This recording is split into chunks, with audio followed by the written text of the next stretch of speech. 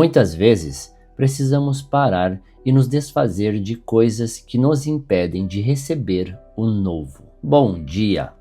Hoje, dia 21 de maio, eu estou aqui novamente para o nosso devocional. Vamos então para a nossa leitura de hoje. Ali entrou numa caverna e passou a noite. E a palavra do Senhor veio a ele. O que você está fazendo aqui, Elias? 1 Reis 19:9.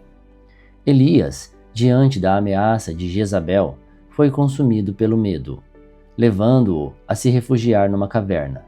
Essa reação ao medo, a busca por um refúgio seguro, não é estranha a nós. Na minha adolescência, meu quarto era essa caverna, um lugar de segurança.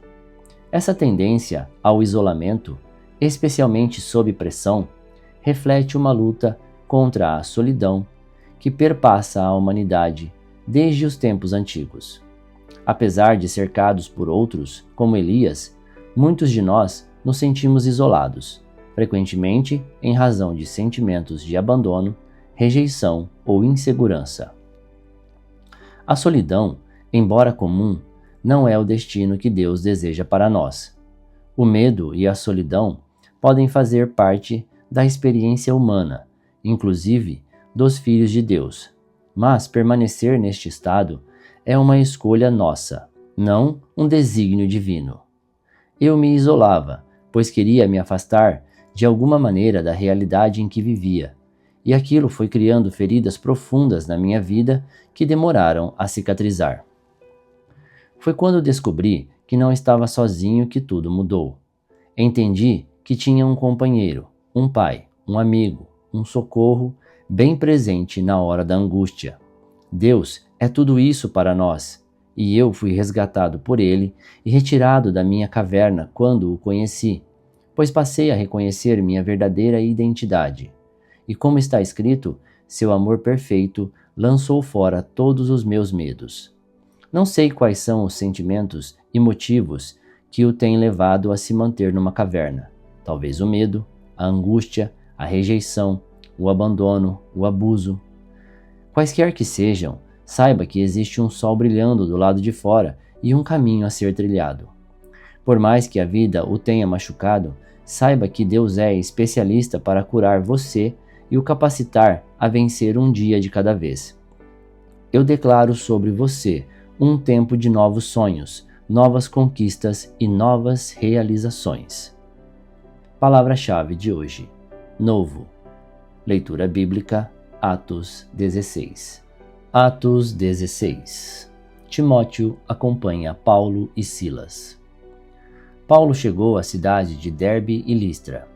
Em Listra morava um cristão chamado Timóteo. A mãe dele, uma cristã, era da raça dos judeus, mas o pai dele não era judeu.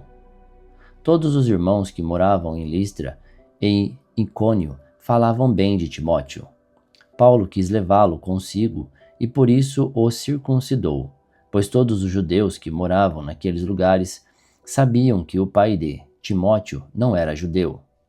Nas cidades por onde passavam, eles diziam aos cristãos quais as decisões que tinham sido tomadas pelos apóstolos e pelos presbíteros da igreja de Jerusalém, e aconselhavam que eles obedecessem a essas decisões.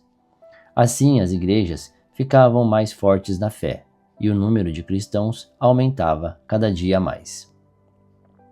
Como o Espírito Santo não deixou que anunciassem a palavra na província da Ásia, eles atravessaram a região da Frígia Galácia. Quando chegaram perto do distrito da Mísia, tentaram ir para a província da Bitínia, mas o Espírito de Jesus não deixou. Então atravessaram a Mísia e chegaram à cidade de Troade. Naquela noite, Paulo teve uma visão. Ele viu um homem da província da Macedônia, que estava de pé, e lhe pedia: venha para a Macedônia e nos ajude. Logo depois dessa visão, nós resolvemos partir logo para a Macedônia, pois estávamos certos de que Deus nos havia chamado para anunciar o Evangelho ao povo dali.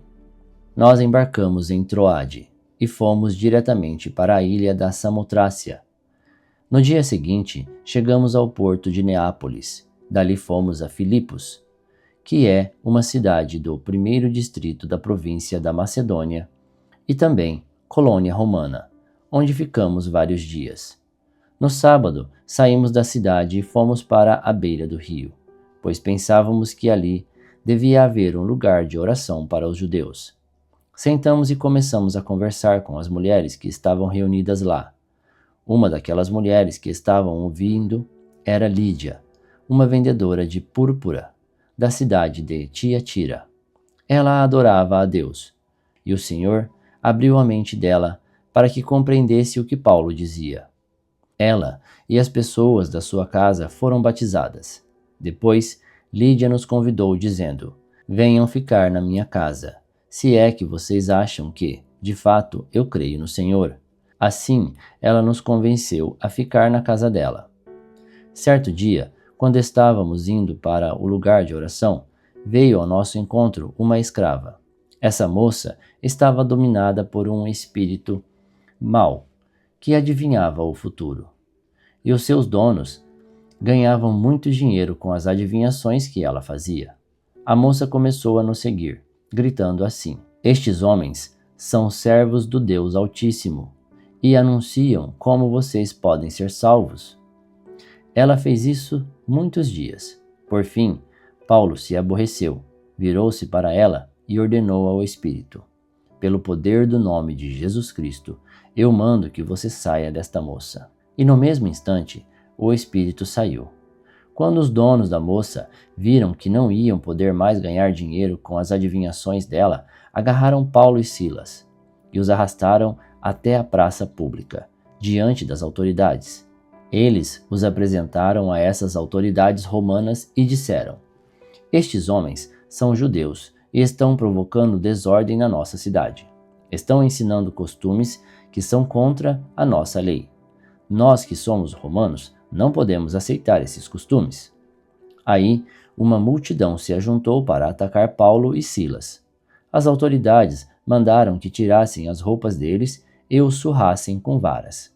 Depois de baterem muito neles, as autoridades jogaram os dois na cadeia e deram ordem ao carcereiro para guardá-los com toda a segurança. Depois de receber essa ordem, o carcereiro os jogou numa cela que ficava no fundo da cadeia e prendeu os pés deles entre dois blocos de madeira. Mais ou menos à meia-noite, Paulo e Silas estavam orando e cantando hinos a Deus, e os outros presos escutavam. De repente, o chão tremeu tanto que abalou os alicerces da cadeia. Naquele instante, todas as portas se abriram, e as correntes que prendiam os presos se arrebentaram. Aí, o carcereiro acordou.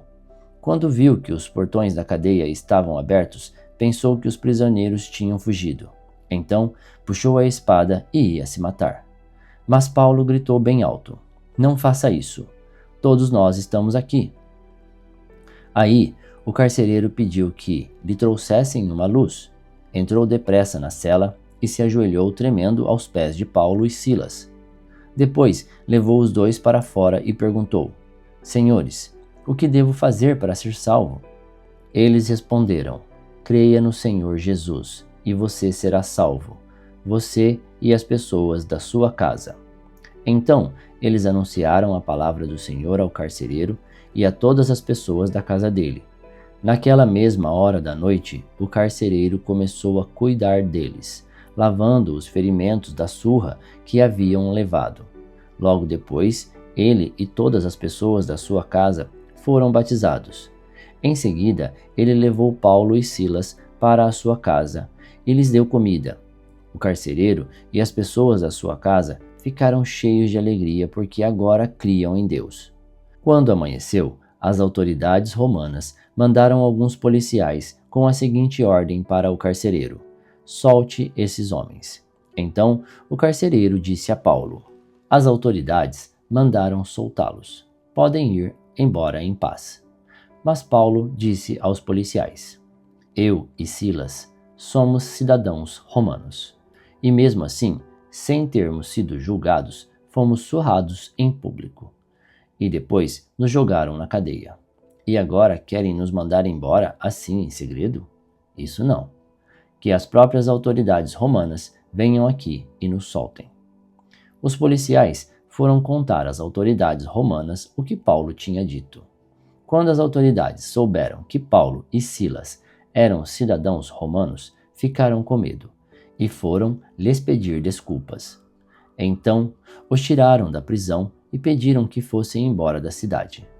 Paulo e Silas saíram da cadeia e foram para a casa de Lídia. Ali, encontraram-se com os irmãos, animaram a todos e depois foram embora. Muito obrigado. Tenha um ótimo dia e que Deus o abençoe.